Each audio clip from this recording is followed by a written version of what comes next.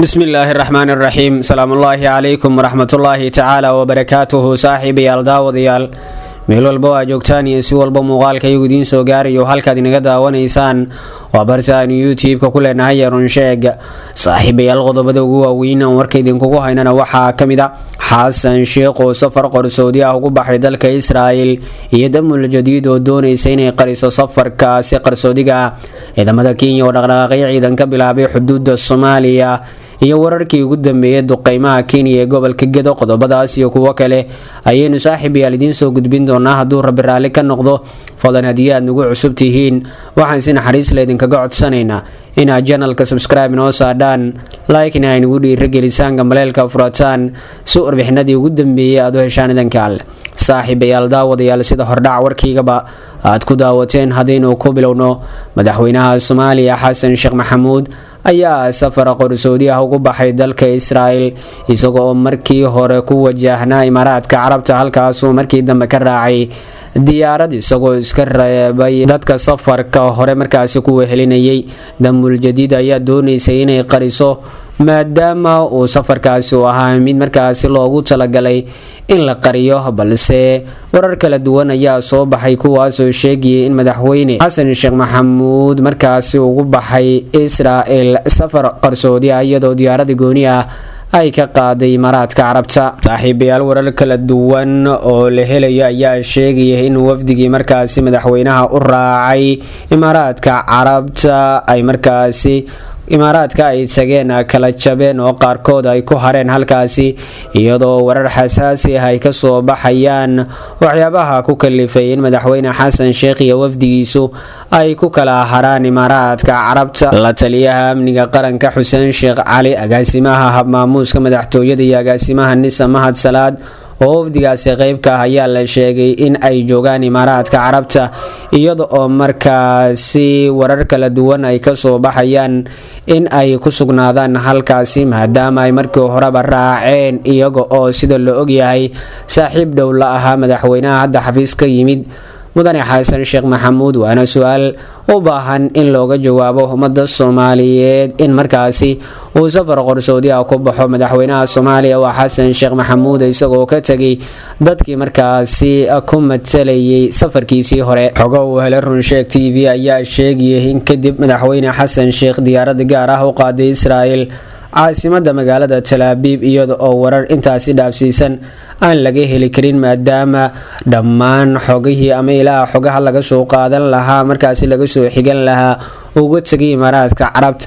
safarkan waa keligii iyada oo wax walba ay dhici karaan maadaama markii hore lagu talagalsanaa in safarka ama booqashada madaxweynaha Imaaraadka ay qaadanayso 2 maalmood ayaan hadda loogeen in ay ka badsan karaan 3 maalmood ay hadda maqan yihiin iyo sidoo kale in ay markaasi soo laaban karaan. sidoo kale saaxiibayaal wili waxa ismarin waa ka taagan yahay ra'iisul wasaaraha cusub iyada oo markaasi la filayay ra'iisul wasaaraha cusub in markaasi la hor keeno baarlamaanka maalinimada maanta ah oo Arbaca, balse wax walba way suurageli waayeen maadaama madaxweynihii Soomaaliya Anjan Yacri meel u dhigay aan laga warhaynin. saaxiibayaal xogtan idinla wadaagayna ayaa xog saacado koor lagu soo qoray barta Twitter-ka iyadoo maalmahan la weysanaa madaxweynaha iyo wafdigiisa wariyo wacal meel ay Anjan Yacri dhigeen la waayay. tani waxay muujinaysaa in safarka madaxweynaha oo Imaaraadka ku tagay ay ka badan karaan 3 ilaa in ay gaari karaan 10 cisho ku sugnaanaya Imaaraadka iyadoo markaasi uusan warbaahinta ka soo muuqan doonin.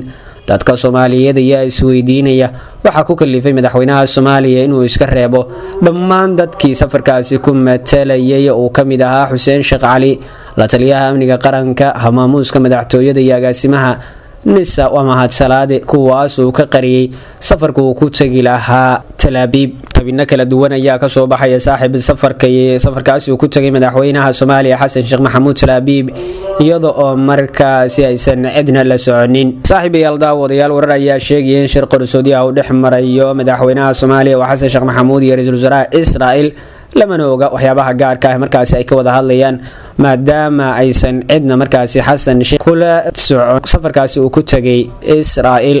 ilaa iyo hadda saaxiibayaal ma jirto war ka soo baxay madaxtooyada Soomaaliya oo looga hadlayo arintaasi iyo wixii ka jira xilli hore looga shakisanaa inay xiriir dhow leeyihiin dowladda xasan sheekh maxamuud iyo sidoo kale maamulka Israa'iil. diyaaradda uu saaxiibayaal ka raacay Imaaraadka ayaa qiimaheeda lagu qiyaasay lacag dhowr milyan kor dhaafaysa, taasoo ah diyaarad isaga si gooni ah loogu kireeyay.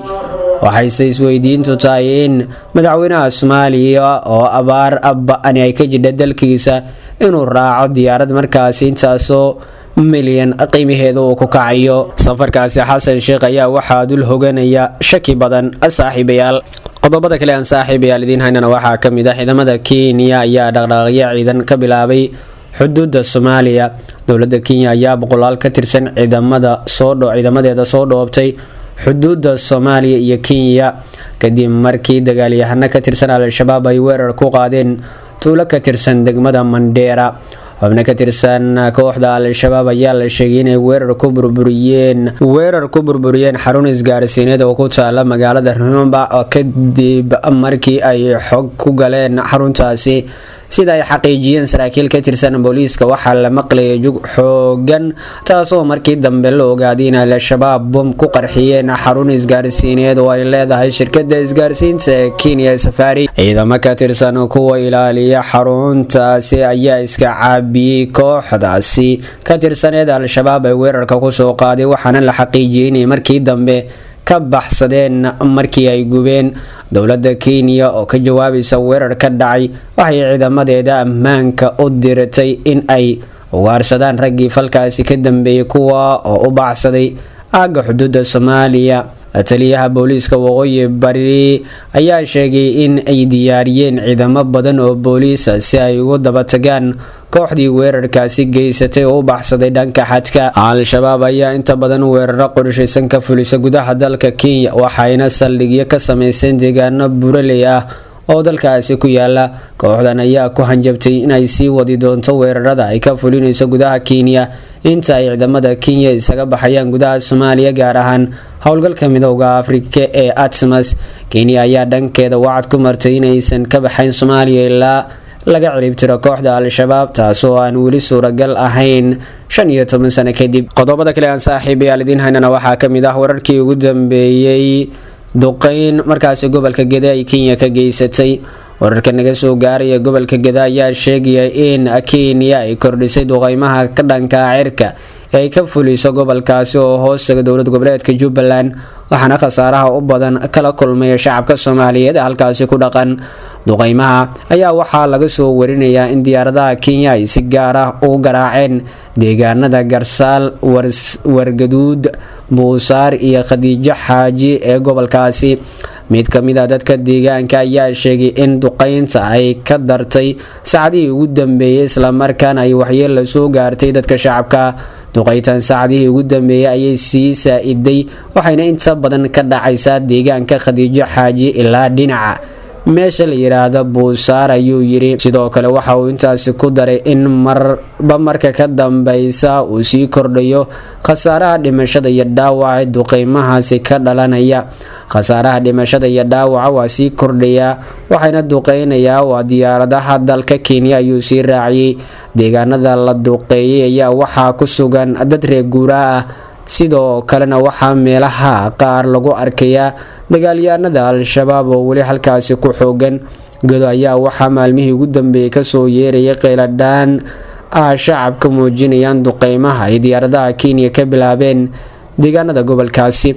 waag saaxiibayaal, intaas ayaan kusoo gabagabaynaynaa warkii aad ka daawanayseen Runsheeg TV.